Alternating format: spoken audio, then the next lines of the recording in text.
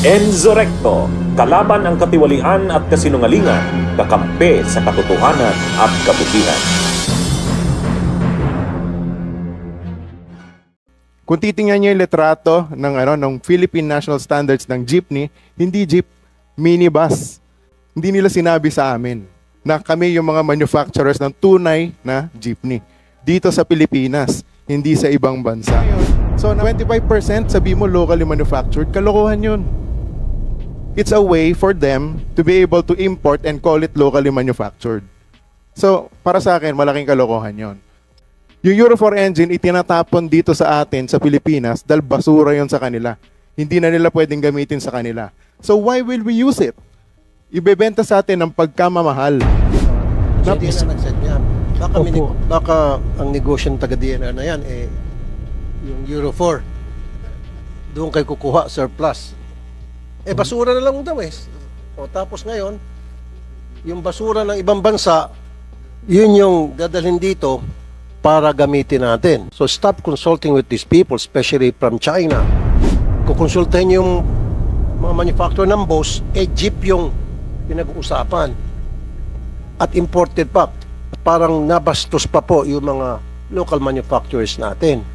Hindi kami lumalapit sila po lumalapit sa amin. But base po sa usapan natin ngayon, Sino po lumalapit? yung foreigner, sila po yung nag-apply kasi na Kaya nga, di wag nyo entertainin. Tayo po, noon pa po sinabi ko na to, sinabi ko rin sa media, sa congressional inquiry, kaya po natin. Kaya po natin gumawa niyan. So ngayon, ang tanong, bakit late na tayo? Kasi unang-una, nung ginagawa yung PNS o yung Philippine National Standards na mention ni Yusek Ortega, in fairness, wala pa sila nun sa DOTR, hindi kami kinonsulta. Ang kinonsulta ng DTI para gawin yung Philippine National Standards sa manufacturers ay mga manufacturer ng bus sa ibang bansa. So paano mo i-modernize yung jeep kung kukonsultahin mo mga foreign manufacturers ng bus? 'Di ba? Parang walang connection. So ang may iwan sa atin ay yung pagtataka na baka may connivance dito. Yun yung problema. So dalawa kami ni Mr. Sarao na gumagawa ng jeep for 77 years. Bakit hindi kami kinonsulta? Kinonsulta si Mr. Sarao, sandali lang, pero hindi rin pinansin. Diba? Hindi ako kinonsulta. Hindi man lang kami sinabihan. Ginawa nila yung Philippine National Standards. Kung titignan ninyo yung PNS na ibinebenta ng DTI. Hindi nila yung pinamimigay. Yung PNS. Ibinebenta yun ng DTI. Inamin nila yan. Kung titingnan niyo yung litrato ng Philippine National Standards ng jeepney, hindi jeep, minibus. Bakit? Kasi yun yung kinonsulta nila. So umpisa pa lang mali na. Alam niyo kung saan namin nabalitaan na merong ganyang rollout sa TV. Hindi nila sinabi sa amin na kami yung mga manufacturers ng tunay na jeepney dito sa Pilipinas, hindi sa ibang bansa. So napakahalaga niyan. Umpisa pa lang mali na ba't natin itutuloy? Yun yung tanong ko. Diba? So, kung tanong, kaya ba natin? Yes. Kayang-kaya natin. Kaya ang ginawa ko, unang-una, kinausap ko yung mga usual na usual partners natin. Kasi hindi lang naman jeep yung ginagawa ng Francisco Motors. 1960, pinasok natin Isuzu dito sa Pilipinas. 1970, pinasok natin Mazda. So, lahat ng Francisco Jeepney, simula 1960, maging yung mga kasama natin ng mga operators can attest to this. 1960 up to the present, lahat ng Francisco Jeepney, 100% brand new.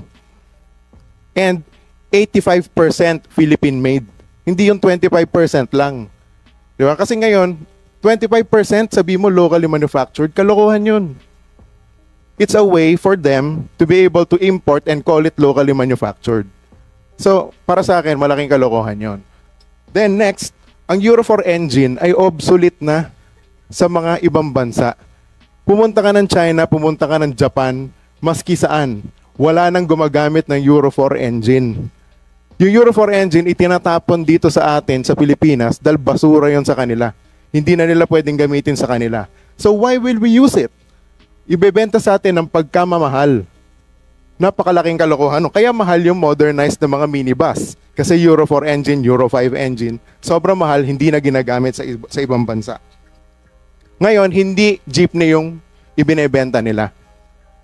In contrary, and with all due respect to Yusek Ortega, sinabi niya na, okay, it's a marketing concept na kapag maraming competitors, bababa yung presyo. But I beg to disagree. Ang tanong ko sa kanila, ilang negosyo na po ba yun na nasimulan ninyo at naipundar ninyo? Kami, 77 years na kami dito sa industriya. Ako personally, 32 years na. Pinasa ko na nga sa anak ko eh. Siya na yung presidente at CEO ng Francisco Motors. Pero ang sa akin, kung i-open mo yan sa lahat ng mga foreign manufacturers, ang dami naming mga trabahador na nawalan ng trabaho. Dahil inopen mo sa foreign manufacturers. Hindi totoo yun ang makakababa ng presyo. Ang tunay na makakababa ng presyo ng tunay na jeepney ay economies of scale.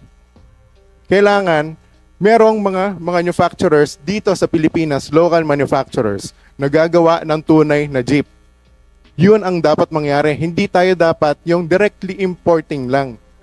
Hindi pwede yun. Kasi hindi tayo makaka-achieve ng economies of scale. Sabi nila merong 60 plus o 59 o 60 plus na accredited ng LTFRB. Wala po kami ni Mr. Saraudo sa listahan na yun. Wala kami doon. Wala kaming certificate of compliance pa. Bakit? Kasi simula pa nga lang, di kami sinabihan. Pangalawa, lahat ng proposal ko sa LTFRB kay Attorney Guadis, pinatay niya. Lahat ng proposal namin. Yung superhero program namin, na mamimigay na nga lang kami ng libreng jeepney. Pinatay ni Chairman Guadis. So, paano gagawin natin yan? Di ba? Ang si Chairman Guadis dito. Ayan, At least ngayon, Mamamatay. magkakaharap tayo dito. Di ba? Para mamamatay ka ng mga jeepney Ang problema, units. ito, Mr. Chairman, ang problema ko, full disclosure, kasamahan ko si Secretary Bautista sa Rotary Club. Kaya nakakapag-usap kami ng diretso. Meron akong pinropose sa kanila, inassign ni Secretary Bautista si Chairman Guadis. Dito sa natutukan to. Nag-set si Chairman Guadis, nag-agree kami ng meeting schedule. Siya yung nag-set. Siya yung hindi umattend. Totoo to. We are under oath. Di ba? Siya yung hindi umattend. Nagpadala siya ng representative, si Attorney Cofino, from the legal division ng LTFRB. Pinresent ko yung buong programa kay Attorney Cofino. Siyempre, nirelay na sa isa, nirelay sa dalawa, nirelay sa tatlo. Pagdating kay Attorney Guadis, iba na yung kwento. Nung kinausap siya ng DCRH, sinabi niya doon, point by point, lahat mali. Bakit? Kasi hindi niya naintindihan kung ano yung proposal namin kasi hindi nga siya nag-attend. Hindi rin siya nakipag-usap tungkol doon. Kaya nga, sabi ko, klarong-klaro. Meron pang isang point na I'll get to that point in just a little while. Ngayon, matibay ang Francisco Jeepney. Gamit nila yan. Kahit sila Kaobet, sabi ni Kaobet dati sa TV, pag Francisco ang jeepney, maski sa butika makakabili ka ng pyesa. Sabi mo yan, Kaobet. Diba? Totoo yan. Dahil ang gamit nila hanggang ngayon, nung iba sa mga operators natin, Francisco jeepney pa rin, o Sarao jeepney, nagawa namin 30 to 50 years ago. Hanggang ngayon, tumatakbo pa rin. Pero yung mga minibus na imported, 3 taon pa lang, zombie na itsura. Thank you, Mr. Francisco. Mr. Chair, excuse me po. Sandali po, mabilis na question to, kasi nabanggit kanina ni Mr. Edgardo Sarao at saka ni Mr. Francisco, yung Euro 4 engine. Yun yung ni-require nyo dito. Number one, kung totoo yung sinasabi nila na basura na yung sa ibang bansa, bakit natin gagamitin dito? Bakit nyo i-require yung mga modernized jeepney na kailangan Euro 4 engine ang gamitin? Mr. Chair, may I be recognized again? Bakit kinakailangan Euro 4? Yes, Mr. Chair. Mr. Chair, when we assume this position, this was the standard set by the Department of Environment and Natural Resources. So, we merely adopted the standard set by the DNR nung pinatupad po namin itong proyekto. Sandali lang. Sa next hearing, patawag natin yung DNR. Patawag natin. So, Then, DNR nag-set niya. Opo. Baka ang negosyo ng taga-DNR na yan, yung Euro 4, doon kayo kukuha surplus. Basura na lang daw eh. O tapos ngayon, yung basura ng ibang bansa, yun yung dadalhin dito para gamitin natin. Mr. Chair, it is Euro 4 or higher. Yun po ang nasa standards ni DNR na doon po sinunod Sandali ni po. DOTR. Okay, Mr. Sarao, And ano yung engine na kayang i-manufacture dito ninyo? Wala po tayong walang manufacturer dito ng makina. Wala. We outsource them from Japan. So yung sa inyo body Body chassis. chassis, Oo. Yung mechanical parts and engine, sa labas na lahat yan. import yun. Kaya yun ang naging problema nung in-announce nila yung PUBMP kung saan kukuha ng mga brand new parts from... So kung para sa inyo, sa ngayon ano ba yung engine ng mga jeepney na tumatakbo sa ating mga kalsada? Yung mga surplus pero recondition.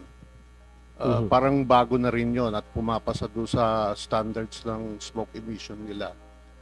Then, isa pang in-introduce namin yung full electric. Medyo bago to sa mga tao natin, kaya hindi nila masyado munang ine-embrace. Pero definitely, ang takbo ng transportation sa full electric lahat. Pero right now, we have to settle on diesel engine na Euro 4 or higher yung rating. Ang sinasabi naman kasi ng ibang mga jeepney driver, pag electric, of course, maganda yan. Maganda sa environment. Kulang tayo sa wala tayong mga charging station. Yun, ang downside doon. Diba? Saka yung sa spare parts, medyo mahirap din. Mr. Chair? Bago po kasi yung technology na yan dito sa ating bansa, kaya, probably it will take 5 or 10 years bago natin i-embrace yung technology. Although maganda talaga kung maganda. Pero right now we have to settle sa fossil fuel fed engine like diesel engine para sa public transportation. Mr. Chair? Ang sabi ni Elmer, Okay, sige po. yung Euro 4 pasina. Hindi, So we kanina have to look for another raise ng hand si source. Mr. Edmond Araga. From what organization are you, sir? Good morning po. I'm Edmund Araga, President of Electric Vehicle Association of the Philippines. I would just like to make some comments as to the statement of Mr. Francisco and Mr. Sarao. In defense for LTFRB, LTO, we were one of the associations, private professionals that were being nag-confide po sa amin for the technical matters of the standards, and together with BPS, we are also part of the technical working group to support the PUB modernization program. Before it was being launched, it was being discussed upon by this. We are part of the as one of the representatives from the private sector. We were able to secure assistance to them for free, and that we coordinate with them with the programs as to elevate this further to roll out on the industry po. In that lahat po ng standards na yan, pinag-aralan po namin yan. Not only with the Electric Vehicle Association, together with the PPMA or Philippine Parts Makers Association of the Philippines, and with the other constituents that are related to the auto industry. So kami po ay tumulong sa kanila during that period para ma-roll out. And then we really support on that idea. Now on the part of the electric vehicle, as per se, it's been 2015, 2013 to be exact, when we were being accredited by LTO, BOI, as to supply the e-jeeps. In fact, one of our members is a pioneer status of producing electric jeep. Now, on the part of the electric jeeps that have been rolled out under the LTFRB program, there were already 400 to 500 units that were using as a public transportation. In fact, some of the cooperatives, meron naman din pong nag-take ng EV, electric vehicle. Yun po ay base naman po doon sa compliance po sa lahat ng mga requirements. The only thing that hindi kami mag-take off, nasabi naman po ni Mr. Sarao na mahal talaga ho ang units ng mga EV as compared to Euro 4. Now, on the part of the manufacturers, we are also, some of our members are local and others already bankrupt na. Kasi on the part of the financing companies, the financial institutions are very conservative. It is only Land Bank and DBP who were the ones who entertain on the financing scheme of the electric vehicle. That's why it really has a difficulty. It has a hurdle. Now, on the part of the charging stations, there were already charging stations at place. In fact, we are working with the Department of Energy in establishing the charging stations. Okay, sir, saan itong mga charging station na ito? Sabi mo meron na? Yes po. Most of the operators have their charging stations at their terminals. So, for them to operate and continuously working to sustain the operation, may mga terminals po sila na nag-charge na po in place. So, bawat terminals? Meron po. Meron po. And that there have, as part of the cooperative or requirements po nila, may mga sariling garahe, doon po nila charge yung mga units po nila. In fact, yung iba po, hindi na charge swapping station. So may mga nagsaswap po ng battery to continuously sustain the operation. Okay. Thank you po. Thank you po. I'd like to recognize the presence of Governor Dong Padilla. Governor, meron ho kayong gustong sabihin? Sir. Good morning, Mr. Chair. At sa lahat po ng nandito. Kami po ay especially sa local government. Kami po ay buong-buo ang suporta, especially sa modernization program. Ang sa amin po, punto de vista ng local government, nakikita po namin sa merkado, especially sa kalsada ngayon natin, we may need to modernize at least 250,000 jeepneys. Ngayon po, kung ito po ay ibibigay sa lokal na manufacturers, katulad po ng Sarao and Francisco, na ito naman po mga local manufacturers na ito ay mahaba na ang karanasan sa pag-manufacture ng jeepneys. Ngayon po, kung sila po ay susuportahan ng atin pong pamahalaan, na ito pong 250,000 jeepneys ay ibigay sa lokal, sapagkat nakakalungkot naman pong tignan kung yung mass transport natin ay ibibigay pa natin sa imported. Dahil kung titingnan po natin, lahat po tayo siguro dito, 100% imported na sasakyan ang sinasakyan natin. Pero nakakalungkot naman, kung kaya rin lang naman po ng local manufacturers, katulad po ng Francisco at Sarao, bakit pa po natin ibibigay sa ibang bansa? Ngayon po, nakikita natin, ang taas po ng unemployment natin at papataas pa po yan. Ngayon, kung ibibigay po natin ang suporta ng gobyerno natin sa local manufacturers, kahit dito lamang po sa mass transport, especially sa modernization po ng ating sasakyan sa masa, napakalaki po ang may bibigay na benepisyo sa ekonomiya. Lalong-lalo na po, nandito sa Metro Manila, nakikita natin, nagsisiksikan ng mga manggagawa. Nandito po ako dahil sinusuportahan ko po yung inisyatibo po ng Francisco, dahil sila po ay yun pong kanilang production line ay ilalagay po sa amin pong economic zone sa Camarines Norte. So ito po, siguro initially makakapagbigay 2,000 hanggang 3,000 manggagawa, at depende po sa magiging suporta ng gobyerno, na ako po nakikita ko it will create triple effect. Dahil kung ang mga manggagawa na nandito sa Metro Manila ay may engganyo natin bumalik sa probinsya, dahil kung titignan po natin, ilang local manufacturers po ang mabibigyan ng benepisyo kung itong 250,000 na units na ito ay bibigay natin sa lokal na manufacturers. Ngayon po, doon sa punto de vista naman po, pinag-usapan na po namin ito sa Regional Development Council. Yun pong issue ng route plan. Ay suportado ko po yung binanggit mo kanina, Your Honor. ano po ay nakikita po namin, kasi ako po 9 years po akong naging mayor at ngayon po ako ang governor ng aming pong probinsya. Nakita ko po na malaki ang magagawa ng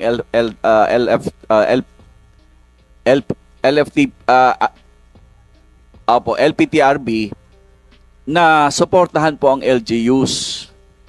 Dahil hindi naman sa sinasabi kong incompetent o hindi kaya ng local government, kaya lang malaki po ang magagawa na kung magtutulungan po ang LGUs at ang LTFRB. Sa ngayon po, nabanggit po yung kooperatiba. Naintindihan ko po yung concern nila. Sapagkat kami po sa lokal na pamahalaan, ipinupush po namin o sinusulong po namin na ang lahat ng sektor, agrikultura man, o ito pong mga mangingisda at mga transport, ay bumuo ng kooperatiba. Hindi ko po masyadong maintindihan bakit ang ilan sa atin pong hanay ng mga tsuper ay ayaw pumasok sa kooperatiba. Sa akin po, para sa empowerment po ng maliliit na sektor, napaka-importante na sila po ay maorganisa. Sapagkat nakita po natin sa mga mauunlad na bansa, ang transport po talaga ay organisado, pinatatakbo ng isang kooperatiba. Kaya lang po, ang kinatatakot lang po nila, yung concern nyo po, Your Honor. Pero sa tingin ko po, kung talagang maipapaliwanag, magkakaroon ng maayos na komunikasyon, ang atin pong LFTRB at ang hanay po ng mga tsuper, sa tingin ko po ay magkakasundo dahil ito po ay napakagandang magiging development na ang transport industry po ay mabuo po bilang isang matibay na kooperatiba. Okay, thank you. So, yun naman po siguro tungkol naman po doon sa presyo. Nakikita ko po kung local manufacturers naman po ang bibigyan natin ng suporta, yung pong presyo, palagay ko po ay bababa. Pinag-uusapan po namin ni Mr. Francisco na ang tingin po niya kayang ibaba ng 1.9 million ang presyo kung ito po ay lokal na gawa. Pangalawa, kung medyo may issue po ng presyo, since ito po ay lokal na gagawin dito sa Pilipinas, pwede pong pag-usapan na pahabain ng warranty. Kasi kung lokal naman po ito, nakita naman po natin yung mga saraw, gawa at Francisco, 50 anyos na tumatakbo pa sa kalsada. So, hindi na po question yung quality ng sasakyan. So, ang tingin ko po, kung pahahabain po ang warranty na binabanggit nga po ni Mr. Francisco na kaya niyang ibigay hanggang 15 years ang warranty. Ngayon po, doon naman po sa terms of payment, kasi kung titingnan nyo, masyado yatang mahal ang 2 milyon para sa isang ordinaryong operator, bakit hindi natin tignan pahabain ang terms of payment? Kasi meron naman pong suporta. Sabi ko nga po, kung kayang pahabain from 7 years to 10 years or to 12 years, ang sabi naman po ni Mr. Francisco, may mga bangko nang nagko-commit sa kanya na pwede talagang pahabain po kung susuportahan naman ang warranty ng local manufacturers. Okay, thank So you. yun lang po, maraming salamat. Thank you, Governor. May hulanong salita na ang ibig sabihin dito ay ang pagkakaisa. Bunyog Party List. Halika na, Bunyog Party List ka na. Halika na, Bunyog Party List ka na. Sa susunod, ang atinang suportahan, Bunyog Party List, nagtataguyod ng katotohanan, lumalaban para sa bayan.